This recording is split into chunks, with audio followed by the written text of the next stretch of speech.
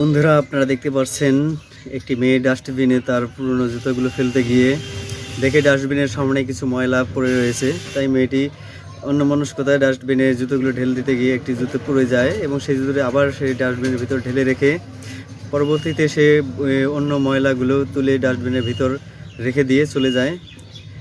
তার পরবর্তীতে আরেকটি মেয়ে এসে মোবাইল টিপতে টিপতে একটি হাতের ব্যাগ সেই ডাস্টবিনের সামনে ভিতরে না রেখে সামনে রেখে সেও চলে যায়। তারপর একটু পর একটি টোকাই মানুষ এসে সেই ডাস্টবিনের ভিতরের কার্টুন ময়লাগুলো বের করে সে বস্তায় নেয়। তারপর বোতলগুলো বের করে একে একে তার সে জুতোগুলো পেয়ে যায় এবং জুতোগুলো দেখে সে খুবই সুন্দর এবং নাইকি কোম্পানির ব্র্যান্ডের জুতা। সে জুতোর ভিতর থেকে অনেকগুলো টাকা পায় এবং সে খুশি হয়ে টাকাগুলো পকেটে রাখে।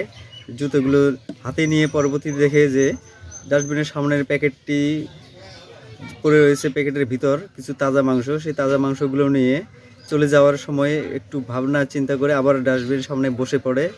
কিছুক্ষণ পর সেই মেয়েটি, পূর্বের জুতো রাখা মেয়েটি ছুটে এসে সেই জুতোগুলো খুঁজে ভিতরে দেখে জুতোগুলো নেই এবং টোকাইকে জিজ্ঞেস করে তার জুতোর কথা।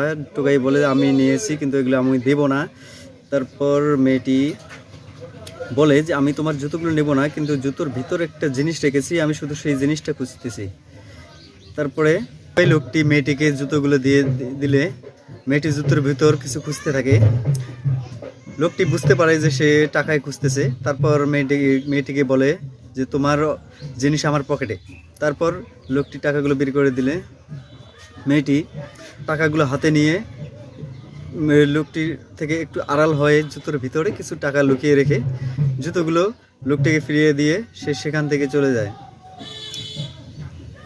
এই হলো মানবতা, এই হলো মানুষের প্রতি ভালোবাসা। এইভাবে যারা সত্যের পথে থাকে এবং সত্য কথা বলে তাদেরকে অবশ্যই সে প্রতিদান দেওয়াই অনেক উত্তম।